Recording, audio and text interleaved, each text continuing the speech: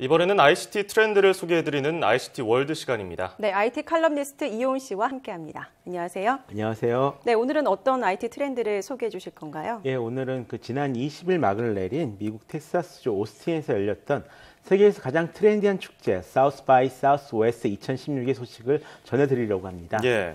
한국에서는 북미 최대의 음악 축제로 주로 알려져 있는데요.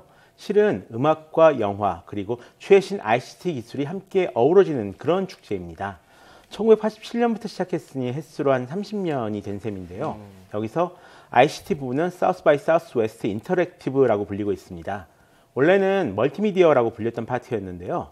1990년대 말 이 컴퓨터 붐이 크게 일어나면서 인터랙티브 파트로 이름을 바꿨습니다. 음악, 영화와 함께 열리는 ICT 행사답게 사우스 바이 사우스 웨스트 인터랙티브는 좀 새롭게 떠오르는 기술에 초점을 맞추고 있는 것이 굉장한 특징인데요.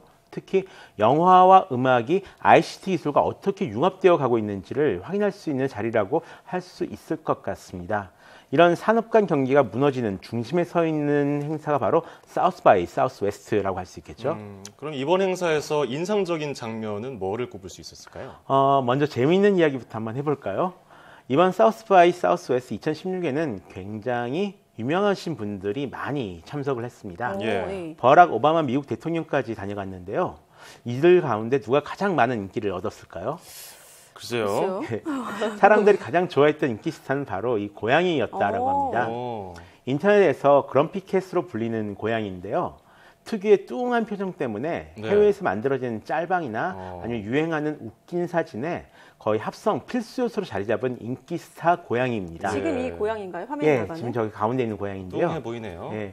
이번 사우스 바이 사우스 웨스트에서도 이 고양이와 함께 이 사진을 찍을 수 있는 부스가 마련되었는데요. 관람객들이 1시간 넘게 줄을 서면서 이 사진을 찍었다라고 하네요. 예.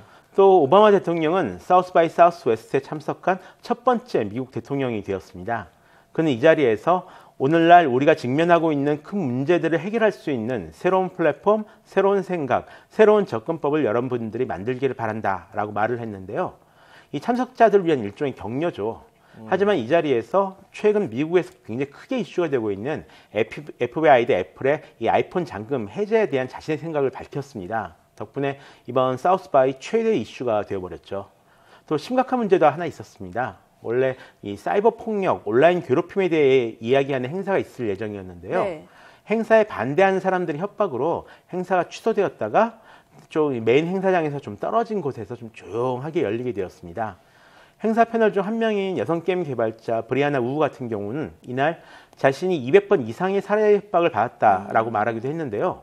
한국에서도 이 온라인 괴롭힘 문제는 심각하다고 여겨지는 만큼 이런 흐름이 어떻게 진행될지 한번 지켜봐야 될 것 같습니다.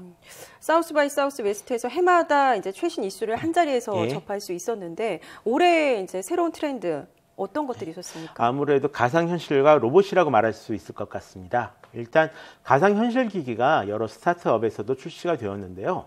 행사장 어디를 가도 이 VR 헤드셋을 쓰고 있는 사람들을 볼 수가 있었다라고 합니다.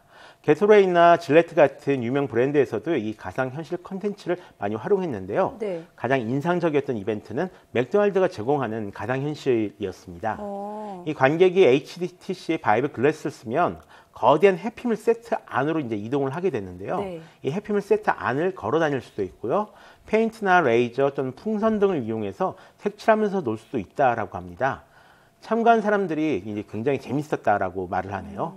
또 지난 CES 2016에서 첫 선을 보인 뷰즈 VR 카메라도 행사장에서 눈길을 끌었습니다. 손에 들고 다니며 VR 영상을 찍을 수가 있고요. 감상할 수 있는 그런 카메라인데요. 둥글둥글한 사각형 모양을 가지는 제품입니다.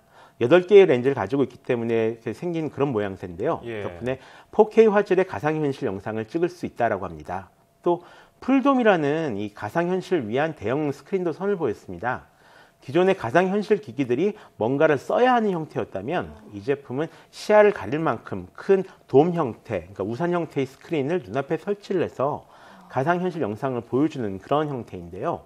굳이 뭔가를 쓸 필요가 없으니까 훨씬 편안하게 가상현실 콘텐츠를 즐길 수가 있는 것이 장점입니다. 그 밖에도 Across the Line이라는 가상현실 영화나 아니면 UBGC라는 가상현실 경험을 공유하는 서비스, 또 서브팩 M2라는 소리에 반응해서 가상현실 몰입감 노력도 높여주는 그런 웨어러블 액세서리도 선을 보였습니다. 예, 이 가상현실 장면 잠깐 보고 있었는데 넉넉히 보고 있었어요. 빨려 들어가는 느낌이에요.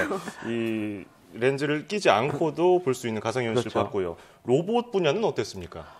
인간을 꼭 닮은 로봇이 등장해서 좀 사람들 그래요? 많이 놀라게 했습니다.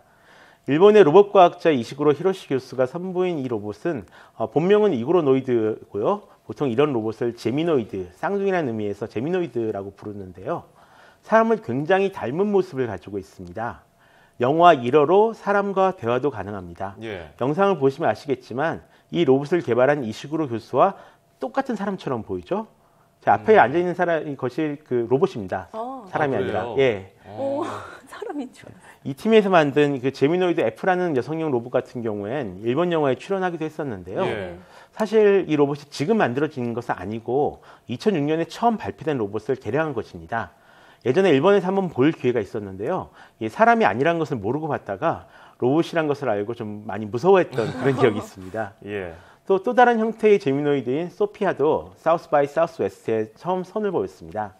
아직은 태어난 지 6개월밖에 안 된 알파 프로토타입인 관계로 좀 매우 불쌍한 모습을 하고 있었는데요. 심지어 머리카락도 없습니다. 그러네요. 예, 또 사람과 대화하는 능력은 굉장히 뛰어난 편이지만 대화를 이어가는 것은 많이 모자라다라고 합니다. 하지만 인공지능 기반의 로봇이고요. 굉장히 섬세한 사람을 닮은 표정을 만들어낼 수 있기 때문에 앞으로 어떻게 진화할지 기대가 되는 제미노이드 2세대 로봇이라고 할 수 있겠죠. 네, 여러 가지 흥미로운 것들이 많이 있었는데 그 밖에 또 다른 것들, 주목하고 또 흥미로운 것들 어떤 것들이 있습니까? 예, 여러 가지가 있었는데요.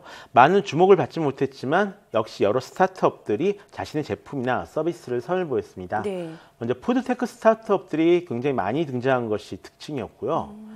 미국 은행 캐피탈 원 같은 경우는 아마존 에코를 이용해서 목소리로 은행 거래를 할 수 있는 그런 서비스를 선보였습니다.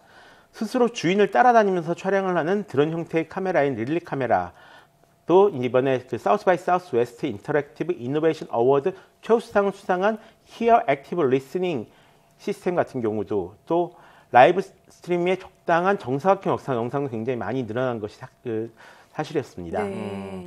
이번 사우스 바이 사우스 웨스트에서는 산업 사이의 경계가 많이 무너지고요. 네. 가상현실과 로봇이 굉장히 인상적인 행사였던 것 같습니다. 자, 지금까지 IT 칼럼니스트 이효은 씨와 함께 이번 사우스 바이 사우스 웨스트 2016 행사에 대해서 알아봤습니다. 오늘 고맙습니다. 고맙습니다.